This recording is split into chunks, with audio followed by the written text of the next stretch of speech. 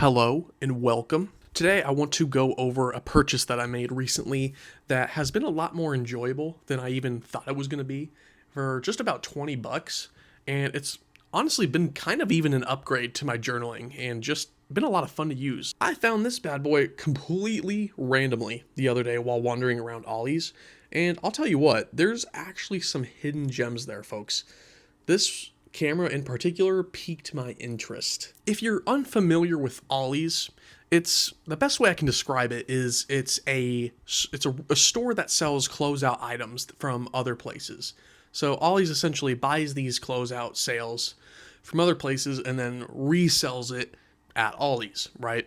So there's a lot of discount items, a lot of cheap items. I did understand the risk going into this. I wasn't going in thinking I was going to get the next, best camera. And it comes with 3 rolls of printing paper, a wrist strap, and a charging cord. And it was actually relatively simple to figure out, at least. It's as simple as loading up the printer paper, figure out which button does what, and we're ready to go. Here's kind of my thoughts behind wanting to spend money on this in the first place. 20 bucks for an instant photo printing camera isn't bad already, right? That makes it tempting. But also, I've been wanting to put more photos in my journals anyways. I've done it in the past, so I have experience with it. I also saw the upside of if it does work, this could be a genuine upgrade to my journal. I don't have the old portable printers that I used to have, so hey, why not? This could make journaling a lot more fun. So really, I saw this as an experiment, but at the same time, I saw the potential of, hey, this could actually genuinely be a good upgrade for my journaling process. Let's go ahead and test this bad boy out. It just so happened Ron stepped by to volunteer himself for the first test photo. I tried to get a decent angle, but my man would not stop moving. I snapped a shot, and before I could retake it, it already started printing. Look at that. Not exactly HD, but I'd say adorable nonetheless. I took another of my pencil shavings cup just to see, kind of test how much detail this thing could really capture. Not a lot, it turns out. On the box, they show these crystal clear images, even though they're in black and white, but in reality, they really turn out like this. What I'm about to say will probably be a little bit annoying, but I can't help it. I actually kind of love that it stinks. Something about the way these print that is kind of aesthetically pleasing to me. I don't know if it's the black and white color, the grainy 90s old school feel this gives me. I am just really feeling the aesthetic and mood these cheap old photos give off.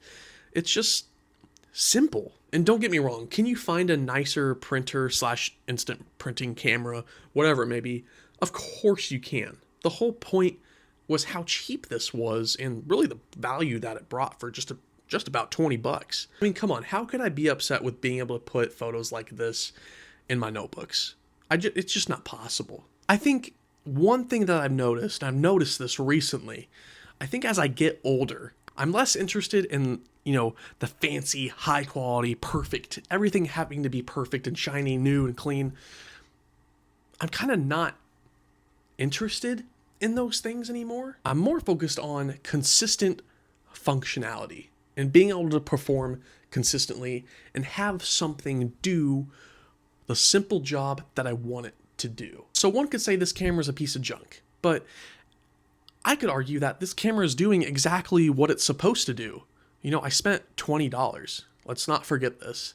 And the pictures that are coming out, while they're not perfectly clear, they're clear enough to know exactly what's going on and exactly what I'm trying to take a picture of, right?